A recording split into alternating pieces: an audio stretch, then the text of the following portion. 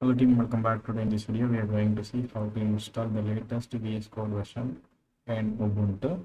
So first we want to update the repository. So you want to add repository, this particular URL and the stable in main that you want to add.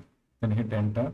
Then you want to give your sudo password. Then this will update the repo. This might take some time based on your internet speed. I guess this. And now the repository is updated. Now we want to update our apt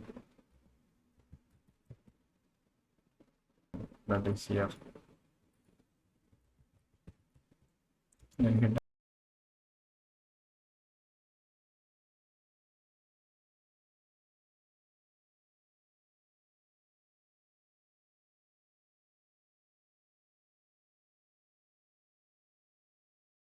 Now you can see that VS Code is installed. The message is displayed here. So if you go and see that, you can able to see the VS Code is installed in your system.